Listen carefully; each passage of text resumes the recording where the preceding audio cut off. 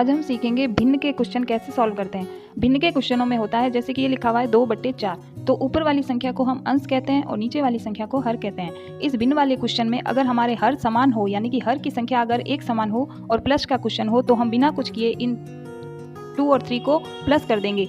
तो 2 और 3 हो गया 5 और 4 का 4 ही लिखेंगे यानी कि हर जैसी है वैसी ही लिख देंगे, तो इसका आंसर 5/4 हो गया। और इस क्वेश्चन को माइनस में कैसे सॉल्व करेंगे, इसकी भी हर समान है, तो इस क्वेश्चन में हम 2 में से 1 को माइनस कर देंगे, तो माइनस करने पर हमारा आंसर आया 1/4। और इस क्वेश्चन में अब हमारी हर समान नहीं है, तो ऐसी कंडीशन में हम करेंगे इसका हर का लघुत्तम लेंगे। लघुत्तम लेना कैसे करते हैं, जैसे 4 और 3 का हमें लघुत्तम लेना है, तो ये 4 किस पहाड़े में आता है और 3 किस पहाड़े में आता है। तो 4 हमारा 2 के पहाड़े में आता है, तो सबसे पहले हम 2 का ही पहाड़ा लेंगे, तो 2 के पहाड़े में 4 आता है 2 बार, और 2 के पहाड़े में 3 अगर नहीं आता है तो 3 का 3 ही लिख देंगे।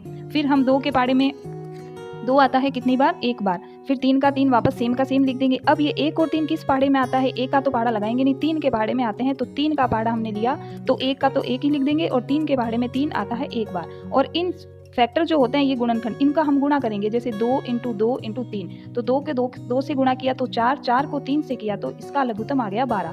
इस लघुत्तम को हमने एक लाइन बना के यहाँ सेंटर में लिख दिया, 12 इसका लघुत्तम है। अब हम क्वेश्चन को कैसे सॉल्व करेंगे, जैसे ये 12 लघुत्तम है, इस 4 के पहाड़े में ये 12 कितनी बार में आता है, 3 बार में, उस 3 को हम 2 से गुणा करेंगे, तो 3 के पहाड़े में 3 का पहाड़ा 2 बार बोलेंगे, तो 3 दूनी 6 आ गया। और ये 12 है ना, 3 के पहाड़े में कितनी बार आता है, 4 बार, तो 4 को हम 5 से गुणा करेंगे, तो 4 पंजे 20 आ गया। इस प्रकार हमने लघुत्तम से इसका ये निकाल लिया 20 + 6। इनको अगर प्लस है तो प्लस कर दो, अगर यहाँ पे इस क्वेश्चन में अगर माइनस होता तो हम माइनस कर देते, तो 20 और 6 मिलके हो गए 26 और नीचे जो हर है वही लिखेंगे, तो 26/12 इसका आंसर हो गया।